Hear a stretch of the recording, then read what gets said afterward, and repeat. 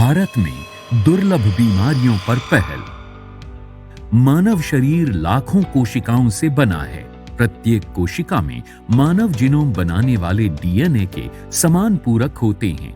DNA हमारे genetic code को एक खूबसूरत डबल हेलिक्स में संग्रहित करता है।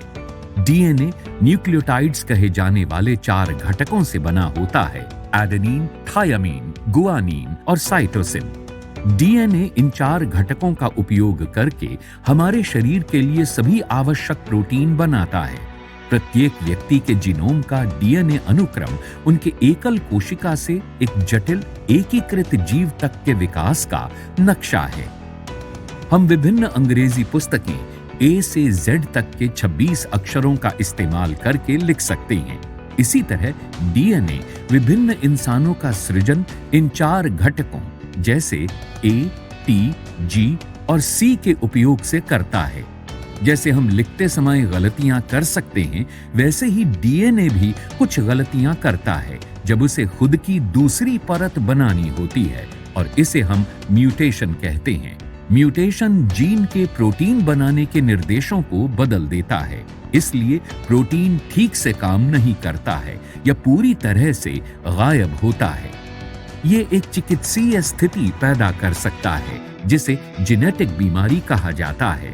आप माता पिता दोनों से या किसी भी एक पालक से जीन म्यूटेशन ग्रहण कर सकते हैं। दुर्लभ आनुवंशिक बीमारी दीर्घकालिक दुर्बल करने वाली स्थितियां हैं जो कई व्याधियों का और मृत्यु का कारण बनती हैं। दुनिया में केवल 5% दुर्लभ बीमारियों का उपचार उपलब्ध है।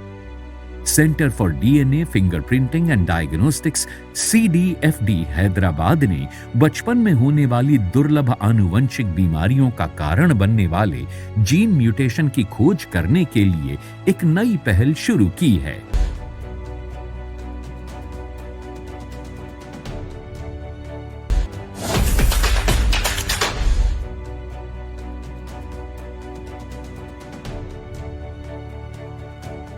हेलो फ्रेंड्स, मैं सोनू हूँ। दुर्लभ बीमारियों पर मिशन प्रोग्राम का शुभांकर हूँ। ये राष्ट्रव्यापी पहल बायोटेक्नोलॉजी विभाग, विज्ञान और प्रौद्योगिकी मंत्रालय, भारत सरकार द्वारा चलाई जा रही है।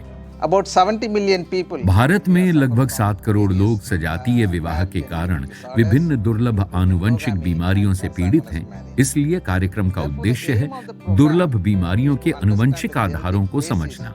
एक बार जब हम जेनेटिक म्यूटेशन की पहचान कर लेते हैं तो उसके बारे में परिवार को बताया जाएगा और उन्हें उचित जेनेटिक परामर्श दिया जाएगा कि आने वाली पीढ़ियों में कैसे इस बीमारी से बचा जा सकता है।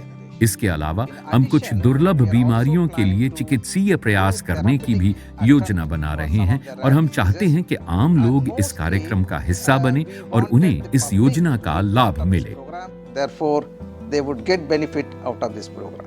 CDFD ने दुर्लभ आनुवंशिक बीमारियों का अध्ययन करने के लिए अत्याधुनिक सुविधा विकसित की है। CDFD के वैज्ञानिक होल एक्सोम सीक्वेंसिंग यानी WES, होल जीनोम सीक्वेंसिंग यानी WGS, सीक्वेंस डेटा का विश्लेषण, नए जीन और वेरिएंट का कार्यात्मक सत्यापन करते हैं।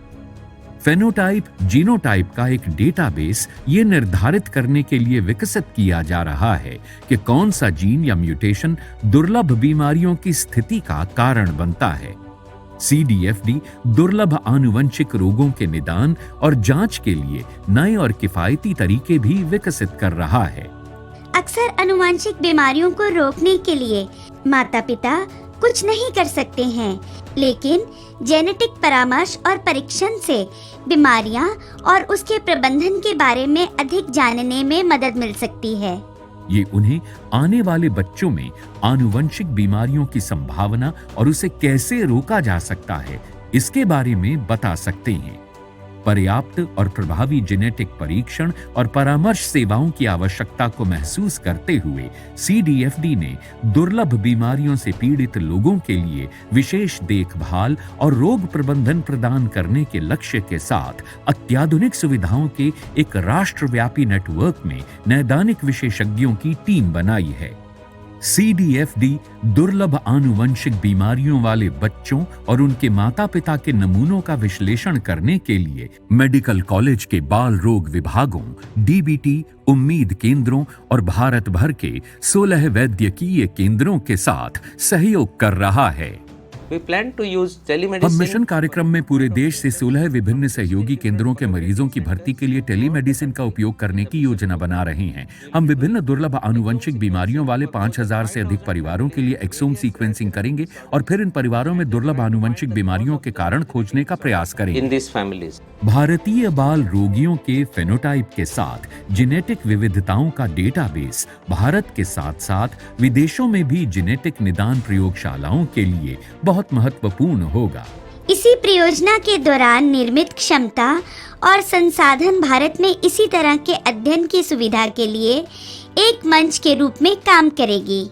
मिशन कार्यक्रम दुर्लभ बीमारियों के सामाजिक बोझ को कम करने की दिशा में सकारात्मक योगदान देगा।